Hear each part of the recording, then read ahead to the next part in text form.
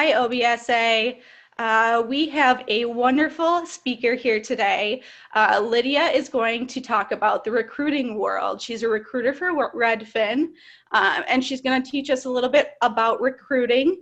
And so without further ado, if you could give your attention to Lydia, she's going to present to us. Here you go, Lydia. Hi, thank you for having me today. My name is Lydia Huang. As Marisa said, I'm a recruiter at the Redfin, and I kind of want to share about how I jump into the recruiting field and also maybe talk about why I'm really passionate about in this field.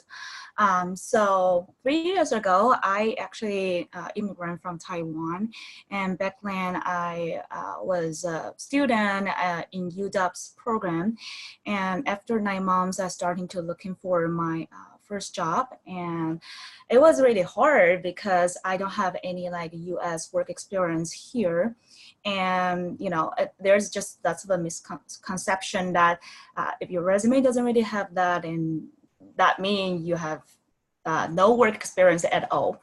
And it's kind of the things that I get really frustrated. And, after a few months, I found the first job in US in a tech company as a sales coordinator. And then I did that for a year, and I starting to think what I really want to do in my next career. So I starting to network with people, really collecting different kinds of thoughts or ideas.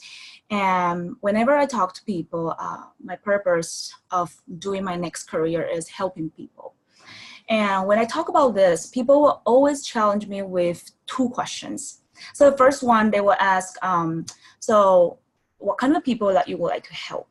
And the second question will be, how can you really help them? And because of those 2 questions, and I think that really made me take time to think about, okay, now I have to think about what skill set that I have, what I really passionate about, how can I really utilize my own story or experience to help people. And so I found out recruiting is something because I have a sales background. I like to talk to people, I like to help people, and I feel like recruiting has more meaning and can really help me to have a helping mentality instead of a just selling mentality. And so I jumped into the recruiting field in Amazon as a recruiting coordinator first. I was there for 6 months as a contract role. And then I jumped into Redfin as a recruiter. And so today, here I am. I really want to kind of share what I have learned in recruiting field and maybe share these ideas with all of you. I know that you all probably, it's almost like, going to the workplace and you're nervous about looking for your first job, and hope that today this presentation can help you to find your career easier and also give you a little bit like glimpse like what it looked like in the recruiting field. So first I will kind of want to talk about what does a recruiting structure look like in corporations. So in big company like Amazon, Microsoft, Starbucks, Boeing, those big companies that they usually have 3 layers of recruiting roles in recruiting field. So the first layer will be recruiting coordinator. They are the people who are responsible for scheduling interview loops and also coordinate interview date and time between interviewer and also candidate. They are also the person will arrange trip for candidates who are not from the local. That include booking their flights, reserve their hotels, or maybe helping them to find a transportation. And then next layer will be sourcer. So sourcer is responsible for reviewing resumes. They are also the people who will go to LinkedIn and also looking for the qualified candidates. They are also the people who will conduct initial call and also will be the first point of contact for potential candidates. And the next layer will be recruiter. So recruiter in a big company, they are the person responsible for partner closely with hiring managers.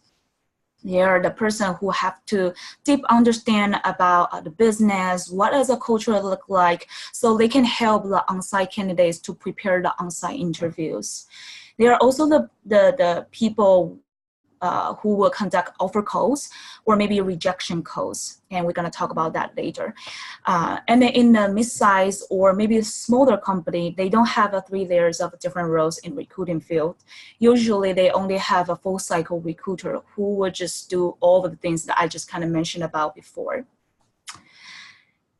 So what it is like being a recruiter, I think for me is really exciting. But at the meantime, it's also really challenging. So here's a why. I think, every recruiters have a different perspective of how exciting or how challenging to be in a recruiter. And this is just my personal perspective. So let's look at a good side first. I think a recruiter can help people get a job, so it's really exciting. And a recruiter also can build up long-term relationships with their clients. When we talk about clients in recruiting field, it's not actually only mean candidates, but also mean internal employers and also hiring managers. Those are our main clients. And recruiters also can connect with various people. So for example, the role that I'm looking for at Redfin is actually not in Seattle. So I manage the market in, I actually manage like 8 different markets. So I'll give you some of the examples. I have a market in Hawaii, Portland, Sacramento, Phoenix is actually the one, Tucson, St. Louis, Little Rock, New Orleans, and 2 other small like markets. And so whenever I call them, I always have a chance to talk to different personality because, they have a different like background or they have a different like experience. So it's really exciting to talk to different people every day. And recruiter also will responsible for develop sourcing strategies. So they have to think outside of the box how can recruiter can help the hiring team to find a qualified candidates, utilize different channels or different like platforms. They can also act as a consultant for hiring teams because they are the person who out in the market. So they have a deep understanding about what kind of qualified candidates is out there. And they will gathering different kind of information and present that to the hiring teams. And also helping them understand what can we provide the good candidate experience, and also helping them understand what will be the interview process. And I think the most important things that recruiter can do is make impact. So when we offer the job, we are not only make impact on candidate's life. In the meantime, we actually also make impact on the company side. We can impact company's culture. We can also impact company's growth. So I think recruiter's role is really important in the corporations. And here's the downside for sure. For me, I think recruiters is actually just same as the sales job. We have a monthly or sometimes quarterly quotas. So one recruiter usually they manage like multiple job requisitions. And it's really hard to find qualified candidates for specific roles. Sometimes could be really competitive too. For example, in Seattle, tech is really competitive.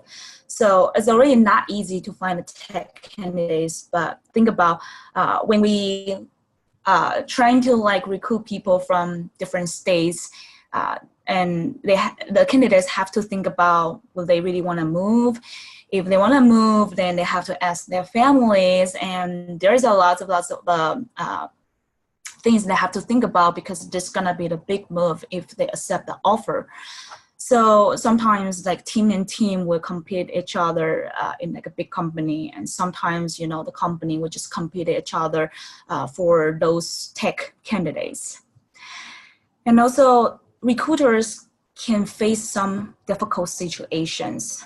For example, when I send some email to the qualified candidates in different states, sometimes I will receive like negative response. And just because they probably have a misconceptions about companies, about the business, or about the role, and you just can take it personally. I think that is definitely the big lesson that I learned from my sales experience and also in the recruiting experience. You just cannot take anything personally, otherwise you're gonna go crazy. And so recruiters sometimes also have to work really long hours because you may have a hard time to find qualified candidates. So you have to spend lots of time to maybe source candidates on social media, like LinkedIn, or sometimes you have to attend like job fairs, or you have to go to networking events to build up those relationships and also marketing your company brand if it's too small. And also recruiters doesn't really have a flexible schedule. We usually just on the phone all day long. So if you trying to reach out the recruiters and they didn't respond you on time, be patient because sometimes they really have lots of things to do. And I think, the recruiters will definitely try their best to respond to you as soon as possible. And I think the most challenging things that recruiter can face is rejection. So there's a two side of a rejection we will face. First kind of a rejection is, we helping one of the candidate go through all the interview process. In the end, the team excited, we want to offer this candidate a job, but the good candidates sometimes have multiple offers and they will definitely choose what the best for them, right? So they could just reject the job.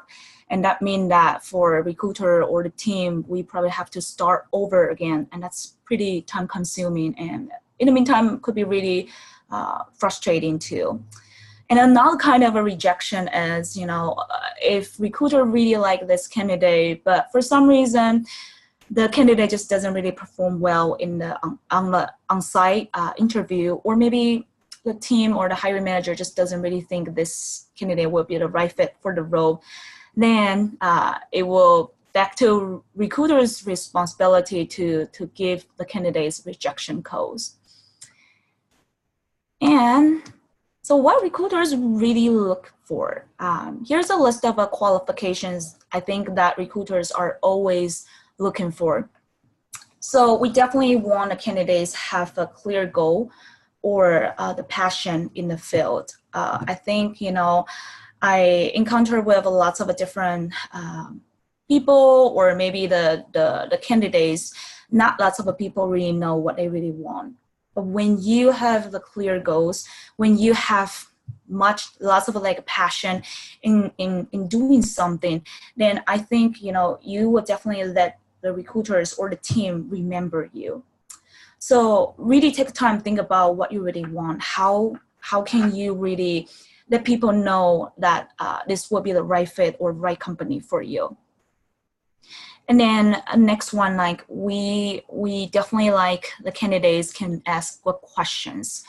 When I talk about good questions, that could mean that the question related to the company itself, the role itself, or sometimes could be team culture, management style, just the questions that recruiters or hiring manager know that you're really interested in a company, you're really interested in join a team, but you want to know more. And so I think ask good questions is really important things when you're doing either phone screen or maybe the on-site interview. The next one, I think not lots of people knowing how to answer the interview questions. And I think this is really big tips that you have to keep in mind. Whenever you trying to answer the interview questions, give the specific examples. So be a storyteller, let people know who you are. Helping people understand what your experience can really help the team grow and help the company grow. I think as long as you can give something, then I think recruiter or the hiring managers can remember you. And that's kind of the same thing that back to you have to have a clear goal and have a passion in the field. And also, I think recruiters not looking for someone as perfect. We always looking for someone who is willing to learn from their mistakes, willing to keep improving themselves, willing to collecting different kind of feedbacks and, just keep growing. And so have a growth mindset in mind. That's also really important. And I think the last important qualifications that the recruiters always looking for this kind of candidates is the independent problem solver. When you face a difficult situation, can you handle that independently? Can you handle that without maybe asking people? It's okay to ask for help, but definitely I think that is kind of the things that the team or the managers or the recruiter is testing you with the question to see how are you going to solve the difficult situations. And I'm going to also give you some of the common interview questions later, and you will see why I would say recruiters or hiring managers would like to ask some of the questions to test your skill set. So here are some common interview questions that I always have. The recruiters always ask. So the first one, they'll say, tell me about yourself. So I think when you answer this question, really focus on how your work or life experience can really help the company or the team grow. And also focus on your passion. I think passion is the things that you can, get people also excited with you and get people to really believe in you that you can do something no matter how hard is it. And the next question will be unhappy customer, or sometimes could be how can you deal with the conflict in the team or the conflict with the manager. And that question is definitely testing your problem-solving skill. We want to see how you turn the negative situations to the positive one. Next question will be, what are you looking for in your next career? This is the question that will back to that. You have to have a clear goals. You have to know what you really want in your next career, because your answer is definitely letting the recruiters gauging if this is a right role for you. And sometimes, if not, then they can think about other roles to give you. So don't afraid to tell people what is your clear goal, let people know how can they really help you. I think that's a really important thing when you are doing the interview. And the last question will be, what do you consider to be your weakness? I think this is really tricky questions, and I bet lots of you encounter this question a lot. So my suggestion is thinking of something that you struggle with, but something that you are working to improve on. For example, lots of people are afraid of public speaking, right? And you can let people know that, I'm not good at public speaking, but I attend the Toastmasters to try to give some speech, polishing my public speaking.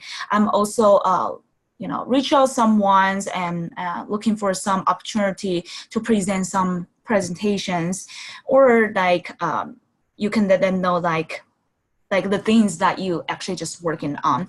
And I think that really helped the team or the recruiters to understand that, oh, okay, you have that growth mindset. You're willing to keep improving on something that you're not good at it. And you can let them know that, when a chance comes, you are ready to go. And for now, you just have to keep working on it. Okay, so what are the misconceptions about recruiting and job hunting? I think that there's a lot of misconceptions, for sure. So the first, I want to talk about contract roles. I think lots of people have a misconceptions about contract roles, but I want you to keep in mind that contract roles is actually the trend in the job market now. And that's of a big company. They only want to hire contractor first, and they want to test you, see if you can perform well. After that, they could possibly convert you to a full-time. So don't feel like, oh, a contract role is always bad. You know, like for me, I'm a really good example. When I decide to jump into the recruiting field, I know I don't have any like relevant work experience, so I have to start from somewhere. So when I jump into the Amazon, I was a contractor, and you know, even at Redfin, I am still a contractor too. And it's stressful for sure, because you probably always have to worry about, okay, when your contract ends, there's no headcount, what are you going to do next? But you know, recently, I try to switch my mindset when I'm like thinking about contract role. I think you can always think about this way, that because you are the contractor, so you always have to, you know, think about what is the next, and that can be really big motivation to push you go out of your comfort zone, keep connecting with people, keep looking for the opportunities. And I think that's a really, really good way to think about contract roles.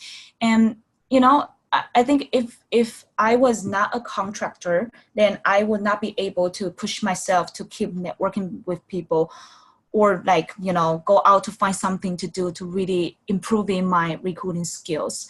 So when you get an offer, and that's a contractor, before you decide to accept or reject, think about how contract roles can really help you to jump into the next career, or jump into the company that you really want to work for.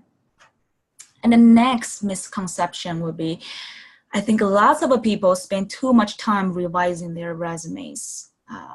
You should only spend 20% of the time to revise your resumes. And 80% of the time, you should go connect with people. You should go seek what is the opportunity out there. I think that would definitely help you to get a job faster. For example, that how can I get like the contract role at Amazon? This is because I sent out a coffee meeting to one of the agency, the recruiter who worked there, and then I just asked him, can I have coffee with you, because I'm really passionate about recruiting. I really want to join the big company as a recruiter. And so we have a talk, and then you know, we just have a really good conversation, and he just turned out like help me to get a job at Amazon. Same thing at Redfin, is through the connection, is because I met someone at Amazon, and he is a recruiter there, and we became really good friends. And then when I talk about that my contract is end and looking for next career, he introduced me to someone who worked at Redfin, and the recruiter who worked at Redfin referred me to this team, and so that's how I get a job. So it's all about people, and all about, you know, how you really reach out, how you really connect with them, and building up those relationships. And even though I talk about that you should connect with people to find a jobs, that does not mean that you should connect people on LinkedIn randomly. When I talk about this is, you know, you can definitely reach out people, but be specific. Let people know why you would like to connect with them. Just send out like the short message, letting them know you appreciate their work, or maybe you want to learn from their companies, or the role itself. And I think people will appreciate that, because that's kind of like the respect, right? And I think now it's so polluted to use in a social media, but how to use LinkedIn to connect people wisely, I think that is really important when you are trying to looking for the job. And that also talking about the next misconception, I feel like not lots of people are willing to invest the time to nurturing the relationships. I also get lots of people, you know, reach out, want to find a job, and after they got a job, they're gone, right? And that's kind of really sad things, because for me, if people willing to spend the time with me, helping me out to find a job, I think that is really good opportunity for me to keep nurturing that relationships, because you should definitely build up more healthier and more valuable relationships in your life. And I think in the long run, that can definitely help your career. So don't always see the short-term relationship. Think about how nurturing this relationship can really help you to go to the next level, or maybe helping you to not only get the job done, but also maybe helping you in other field too.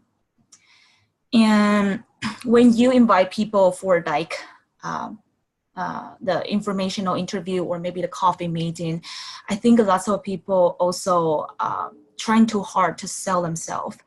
I think what you should do is be a good listener and also ask a good question through the conversation. I think that would definitely impress people, because we all know that, in the end, definitely you kind of want to keep these relationships going, right? So you have to let people like you first. You have to let people enjoy your the conversation that both of you have first. And that way people are more willing to kind of like help you. So being a good listener, I think, is really important if you have a chance to invite people for a meeting or for like the informational interview. And I think the most important things when you try to connect with people is be authentic and be yourself. I think people can always tell when you are fake. And so being authentic, I think that is really important things. And, not everyone gonna like you, and just keep that in mind. And that's totally fine, just keep nurturing the relationships with the people who you think they like you and who you think that you click in the first meeting. And if you feel like you cannot click with someone during those meetings, that's totally fine. Just keep moving on, because there's millions of opportunities out there. But just don't let one person to disappointed at you, or maybe that one person to stop you keep connecting with other peoples. Keep doing it and keep nurturing the relationships. Be appreciated and be respectful too. So last part is how to network. For me, when I'm looking for the job, I actually go to like networking events a lot. Before I found my first job in US, I have no idea how to network with people. So I actually attend a bunch of different kinds of networking events, and I collected lots of business cards. I thought that that would be really good chance, because you just have to reach out lots of people and see who can really help out. But the time after time, from that sort of experience, I found out the most effective way to go to the networking events and not burn yourself out is just targeting maybe 1 or 2 events. So try lots of different networking events first, and then be really specific in just going to maybe 1 or 2 same events, because that's how people remember you. That's how people recognize you, and that's how you build up your personal brands in a community. And I think that's how you can starting to build up the long-term relationships. It's not only, I think looking for the job is not only like collecting the business, it's how much valuable relationships that you build up, how much time that you are willing to invest that to connect with people. So when you go to those specific events, you don't have to like have like high number that, okay, today I want to connect with like 10 people. No, for me, if I want to build up the relationships, I tell myself today I'm going to only talk to no more 5 people, no more than 5 people, because I feel I want to know these 5 people really well. I want to know what they're doing, and I want to know if we can click. I want to know what they really like besides the works. And so after that, you have a higher chance to, invite them for the follow-up. You can send up the follow-up email, invite them for the follow-up meeting.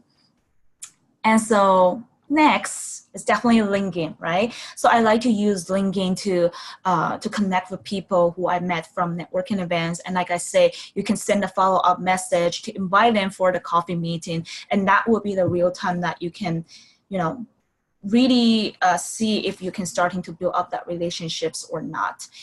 And also like not only you can use LinkedIn to follow up people who you met from networking events. You can also utilize these tools to invite people that you never met. So how I do is I will go to the company website on LinkedIn, and they usually show up like the total employee numbers. You click that in, and then I will utilize the filter tools in LinkedIn, and I only want to target people who are in my city, so Seattle, and also I want to looking for people who has a title that I want to learn about, so recruiter. And so I was targeting the people who live in Seattle and also have a title as a recruiter. And those are the people that I will send out a message to, connect with them on LinkedIn, and after that send a follow-up email, let them know I would like to connect with them in person and really learn about their experience for being a recruiter in certain companies. So really utilize LinkedIn wisely, and I think that can really open some of the different opportunities for you and really helping you to meet lots of good people. And next, one-on-one coffee meetings. I think this is definitely the most important things that you can collect different kind of information, learn about people's experience, building other relationships. I think all the good things is going to happen in the face-to-face meetings, or maybe we call it coffee meetings. So really be prepared, really do some of the research about the people that you are going to meet, and people will appreciate that, and then that kind of preparation is going to impress them too. And then that can also help you to understand what kind of question that you can ask. And like I say, people like you to ask good questions. So be prepared, and when you really set up the coffee meeting with someone, be a listener, really trying to learn more about other people's experience, and then through the conversation, ask good questions and let them like you first. I would say, if you can invite someone for coffee meetings, 80% of them, they were definitely willing to help you if they are enjoying the conversations. So keep that in mind. And the next things that you can do for networking with people is volunteering. So before I found my first job in US, I don't have any US experience like I just mentioned about in the beginning. So I actually volunteer at the local library. And then I volunteered there as a customer service representative in a gift shop. So I met lots of different people, and I built up really good relationships with my the shop managers. And so they are the person who actually see what is your work performance look like. So after that, you can definitely ask them to, write some of the reference for you. And I think that would be a really helpful, later that you can show recruiters or the hiring managers. So I think volunteering is a really good, opportunity to get your feet wet in the field if you don't have any work experience. So this is all my presentation today, and I would like to open to the questions. Thank you.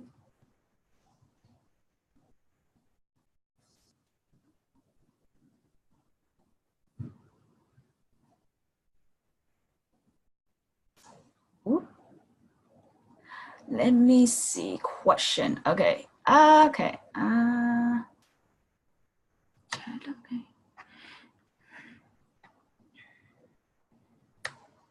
Oops. All right, I have a question, Lydia. So for those of us that are kind of still in school or planning on graduating, how would you suggest us finding networking events? How? Wow. It really depends on what kind of events is in the local market, right? So I can probably only speak to the Seattle markets. I'm not sure about Arizona or other states markets, but you can always go to Meetup or maybe Eventbrite. I think these two are really good tools that you can find the networking events for sure. Okay, how can I open the chat? Does that answer your questions? There is another question here. Who do you personally hire more often? People you traditionally interview or people you meet through networking? Whoa, that is a really good question. I would probably say people that I interview with, but again, because my market is not in Seattle, so it's really hard to find someone who I network with, and then I can hire them for my team because my market is not in Seattle.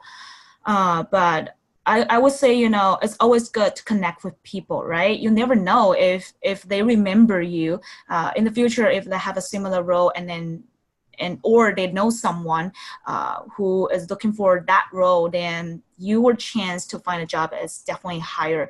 And keep this in mind that recruiters usually know another recruiters, and then like for me, I connect with lots of different recruiters, so that's what people will tell me that what they're looking for, and then so if I connect with someone from networking events, I know that, oh, they will be really good fit for some roles, then I'm definitely happy to help out because it's not only helping the candidates, but also helping that recruiters too. So I think, just trying to really connect with more people. And I don't think like title means anything because you never know, like if people really like you, they will definitely willing to utilize their network to help you out. So for me, I think my lesson, what I learned from networking is don't think about people's title. I just want to see if I can click with this person and starting to build relationships with them. And from there, you never know what's going to happen in the future. So just be really authentic, be authentic and be, trying to build up the relationship more like organically. Okay, I'm not sure how to open the chat. For some reason, I probably couldn't. But Marissa, can you tell me if there's any other questions? Not on. Oh, hold on, just one moment here. Okay. So there is a question here that is. I'm interested in getting into recruiting and HR, but like you, when you first started out, I don't have much relevant experience. I was wondering how much training did you have to go through to prepare for your first role in the recruiting field? Okay. Yeah, we'll start with that one. I think I see the question. Does that from Chen Yan Li? Is that one? Or which one you're probably talking about? Do you have any Oh, okay, I see that. Okay. I'm interested in getting into recruiting and HR, but like you, when you first start out, I don't actually have any training, and that's a question that I get it because, from my own culture, I think like education is something that I always want to ask. Okay, does there any books that I can read? And then people always tell me there is no books that you can learn how to become a recruiter. So I think my suggestion is there's two routes that you can go if you want to really get into like human resource or maybe recruiting. And for me, I can talk about like the recruiting first. So if you want to become the recruiter, there's two routes. First route is you probably have to go to the staffing company. Staffing company is pretty much just like sales job. It's really cutthroat. So think about if you would like it or not, because I don't think you should do something that you don't like and burn your passion out. So if that is not the things that you would like to do, then don't go to that route. There's another route, maybe just kind of same as me. I start as a recruiting coordinator, and I think there's nothing right or wrong, and it's just like a really entry level job. And I think for me, I really appreciate that the process, because I would tell you like the recruiter that I really like to work for, they are all been into like recruiting coordinator position before, and it's because of that experience, so they understand what is the whole recruiting process look like, and they will also appreciate what recruiting coordinator do for them. So I think that would be a really good route if you kind of want to slowly, dig into like recruiting field. For me, I just personally don't want to burn out my passion in staffing company, so that is never my route. But I know lots of recruiters actually start from a staffing company because they become really scrappy, they become like really sometimes aggressive, but you have to be aggressive, right? Because like I say, tech markets is so competitive. If you don't aggressive, then how are you going to find the candidates? How are you going to compete with other companies to recruit that candidates to your company? So there's always like pros and cons, and for staffing company routes, it's definitely faster to become the recruiter versus like, start from the recruiting coordinator. You maybe have to, sometimes people stay in that role for 1 or 2 years before they becoming like recruiters, and really depends on what is the business growth look like. Yeah. Hope that answers your questions. I mean, there's 2 routes, and human resource, I can probably also talk about a little bit. What does a route look like? So I think, first of all, if you are not interested in recruiting, you're interested in human resource, I think you can take time to think about what you really want to be specialized in human resource, because human resource is so big and lots of a company already separate recruiting and human resource. And that's why I say, like, in the end, I choose to go to a recruiting route because I think that's the right fit for me. But for human resource, it's so big. What you're gonna specialize, you can definitely think about it. So the route, what it looked like to go to the executive level of human resource is you probably start from HR coordinator. Well, and then the next level will be HR generalist. And then next one could be HR business partner. And then later on, you could be like HR executive, like VP of HR, or maybe like director of HR, depends on the company, what kind of title they're gonna give you. But that's kind of like the route that it could be. But if you specialize something, then maybe there's like different routes. But that's for like general like human resource route, what it looked like in Seattle. Okay, any other questions? There was one other. It says, is it important to have a career-specific internship? Yes, I think if you can find a chance, that kind of opportunity is definitely going to help you a lot. I think for me, like, I think internship is kind of same as like a contractor, right? It help you to get your feet wet in the field, and if they really like you when you when you are like intern with them, then there's a high chance they are going to convert you, become a full-time employee.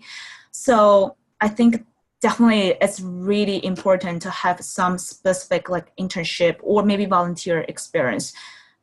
I would say especially for maybe no pay internship or like volunteer, really think it how this experience can help you to go somewhere. I think you don't want to waste your time because you don't actually earn any money, and your goal is to find a job that can, pay you. So when you accept like internship without pay, or maybe accept some like volunteer role without pay, you should definitely think about how this experience can really help you to go to somewhere that you really want to do.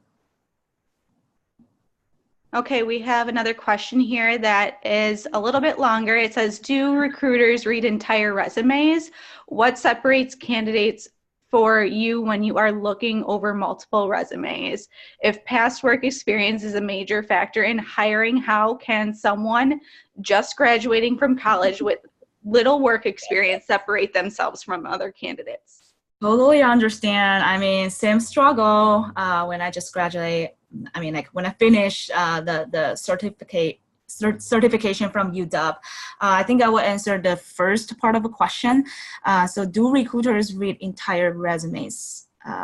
The true answer is no, because like I say, usually like recruiters probably have to review like thousands of resumes. Really depends on the roles, but usually we're only looking for something that the keywords or the experience that could match the role itself. So I think that's why people always tell you that it's really important to put some keywords on your resume, because you know there's thousands of resume that the recruiters have to review. How you really get their attention is to have the keywords, and I think helping them understand why you want to join the field, that is also really important. So always tell people why you want to join the company or why you want to be this role on the top of a resume. That is gonna be really helpful for the recruiters to understand how they can really help you. The second question, what separate candidates for you when you are looking over I think for recruiters, like I say, it's actually just like if we this is really tricky questions, because we usually for one role we probably like interview for multiple candidates. As long as we feel like they will be the right fit, we will give them the call, just give it a try, and then go deeper to understand if this will be the right fit for them. And I don't think we separate people from resumes. We actually starting to gauging candidates from the initial calls. If a past work experience is a major factor in hiring, how can someone just graduating from college with little work experience separate themselves from other candidates? So in that sort of big company, they have university recruiters. So those are the recruiters who really focus on the people who just graduate from schools. And then they understand that, not lots of people have a work experience. And maybe for me, I'm not the right person to kind of answer this question because I'm not the university recruiters. But I think for them, they're definitely looking for the people who I just kind of like listing out in one of my slides, like they want to find people who have a clear goals and have a passion about it. And that's when I would say telling people the reason that why you want to work in the company or the role is so important on the resumes, because I think a resume is definitely the things that recruiters are going to see first, right? They're gonna gauge in your resume first before they give you the call. And what you can do is you can only try your best, and and also think about what could really revise and get their attention. So that's why I'm saying, like, sometimes people spend too much time to revise their resumes. But again, I don't think a resume is something that you should be 100% focused on. You should focus on keep connecting with people, because that way will definitely help you to find a job faster. If people like you, they will definitely help you. I think that's faster than sending your resume to a bunch of people, or maybe apply for the role online. Because for the big company like Amazon, we receive like back when they told me that they received like 1 million resumes every year. How people are going to find you, that's a really tricky part. So that's why I'm saying you have to know someone who worked there, and building those relationships, I think that's more important than just focus on your resumes. Okay. Thank you so much for that advice. Does anyone else have any questions?